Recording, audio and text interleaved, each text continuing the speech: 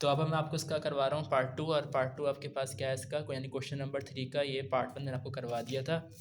Part 1 ये रहा, ठीक है, और इसका आंसर भी आ गया था। पार्ट 2 क्या है इसका, पार्ट 2 ये रहा, Z1 minus Z2 is equal to Z1 minus Z2 conjugate, ठीक है।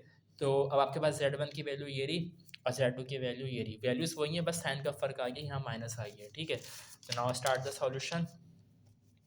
Z1 माइनस Z2, Z1 की वैल्यू क्या गिवन है क्वेश्चन में, माइनस का 4 प्लस का 6 आयोटा, माइनस इक्वेशन का जो माइनस वो आपने लगा दिया। Z2 की वैल्यू क्या है, 2 होल 1/2 माइनस 2 आयोटा। अब देखो मैं इसको ब्रैकेट के अंदर जो है ऐसे बंद कर देता हूँ, क्यों बचा है क्या, अब इसकी वजह आपको अगले स्टेप में पता चलेगी कि इसकी रीज़न क्या था कि मैंने इसको ब्रैकेट के अंदर बंद किया।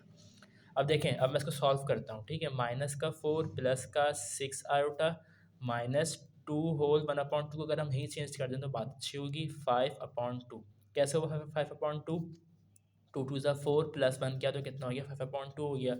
माइनस, अब ये माइनस साइन नहीं आएगा, क्यों, क्योंकि देखें बाहर माइनस साइन है, तो माइनस माइनस क्या हो जाएगा, प्लस हो जाएगा, तो प्लस का 2 आयोटा हो गया।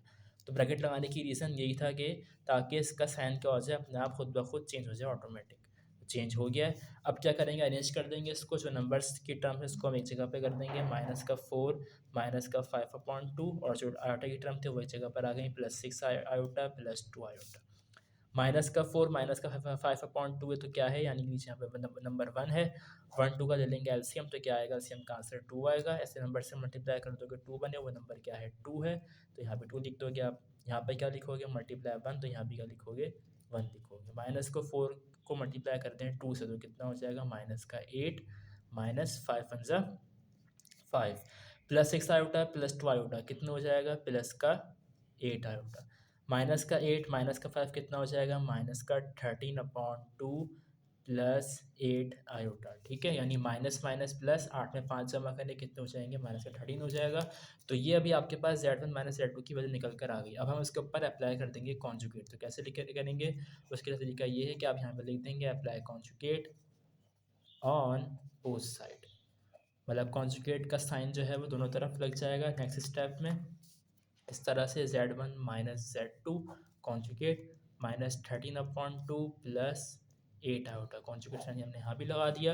अब कॉन्जुगेट साइन में करते क्या है कि जो प्लस साइन होता है उसको कन्वर्ट कर देते हैं किसमें, माइनस में कर देते हैं, यानी plus sign convert into minus, यानी माइनस का 8 आयोटा। Z1 माइनस Z2 की जो वैल्यू थी वो हमारे पास निकल कर आ गई है, और ये आपका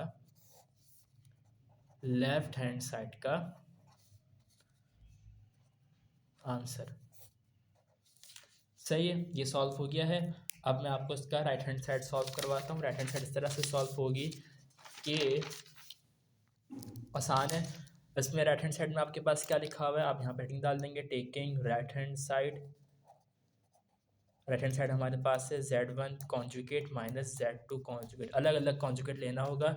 तो पहले हम Z1 का कॉन्जुगेट लेंगे, और फिर आपको मैं दूसरी तरफ Z2 कॉन्जुगेट निकाल के दिखाऊंगा। Z1 कॉन्जुगेट कैसे लेंगे, स्वाद में वैल्यू देखेंगे, स्वाद में इसकी वैल्यू गिवन है, माइनस का 4 प्लस का 6 आयोटा, ठीक है। और Z2 की वैल्यू क्या थी गिवन क्वेश्चन में, 2 होल 1/2 माइनस का 2 आयोटा।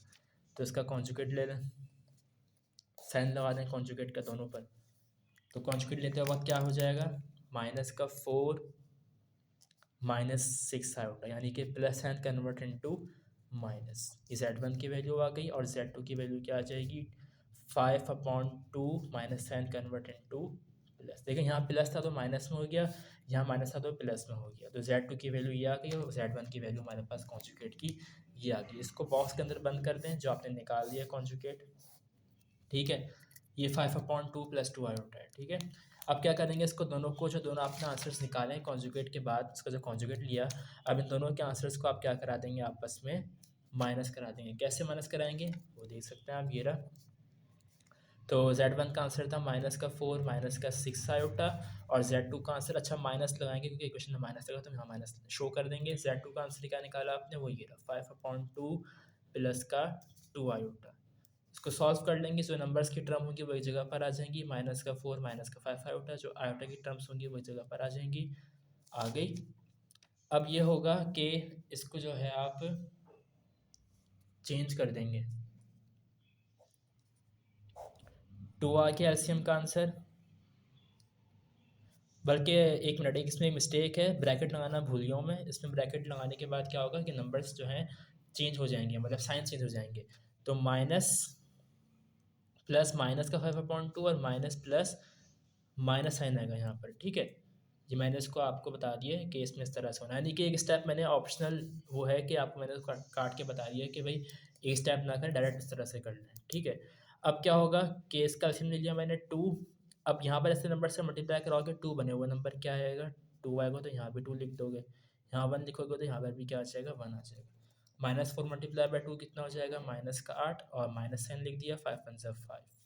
माइनस और 6 आयोटा माइनस 2 आयोटा कितना हो जाएगा, माइनस का 8 आयोटा, ठीक है, क्योंकि माइनस माइनस प्लस 6 में प्लस 2 प्लस करने कितना हो जाएगा, 8 आयोटा हो जाएगा।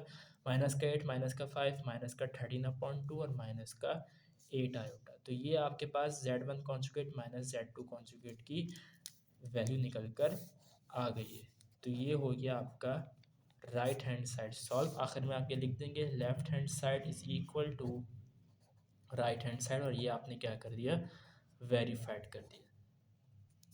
Thank you.